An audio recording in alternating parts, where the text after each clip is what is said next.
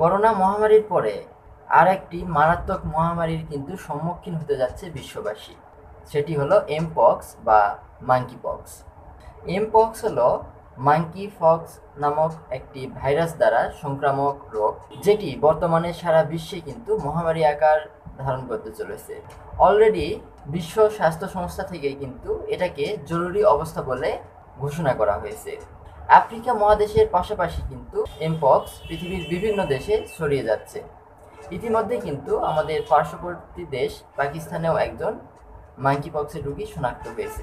তো আমরা যারা বাংলাদেশের মানুষ রয়েছি, আমাদের কিন্তু এখন থেকেই এমপক্স সম্পর্কে সচেতন হতে হবে এবং কিভাবে এটার হাত থেকে রক্ষা পাওয়া যায় সে সম্পর্কে আমাদের জানতে হবে, যাতে করে এমপক্স করোনার মতো মহামারী আকার বাংলাদেশে ধারণ করতে না পারে। তো প্রথমেই আসুন আমরা এমপক্সের কিছু প্রাথমিক উপসর্গগুলো জেনে নেই।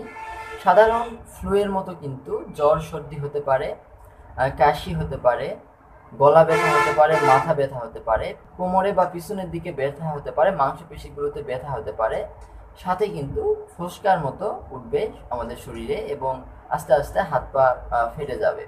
তো দেশের বাহির থেকে যদি কেউ আসার 21 দিনের মধ্যে কারো এই উপসর্গগুলোর কিছু দেখা দেয়, তাহলে বাংলাদেশের যে স্বাস্থ্য সংস্থা থেকে হটলাইন নাম্বার দেওয়া হয়েছে, এই হটলাইন নাম্বারে কিন্তু যোগাযোগ করতে হবে। তাহলে সেখান থেকে তারা যোগাযোগ করে তাদের আইসোলেশনের ব্যবস্থা এবং চিকিৎসার ব্যবস্থা করবে। আমরা যদি এখন সচেতন না হই, তাহলে কিন্তু এটি মহামারী আকার ধারণ করবে।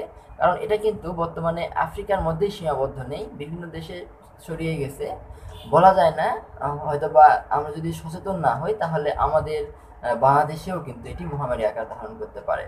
বিশেষ করে এই ভাইরাসটা দ্বারা কিন্তু শিশুদের সংক্রমণ হওয়ার ঝুঁকি বেশি এবং তাদের ক্ষতি হওয়ার সম্ভাবনা বেশি।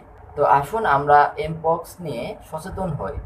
আমরা অবশ্যই যদি সচেতন হই, এমপক্স সম্পর্কে জানি, তাহলে আমরা এই মহামারী কিন্তু আটকাতে পারবো। সকলে ভালো থাকবেন, সুস্থ থাকবেন। আল্লাহ হাফেজ।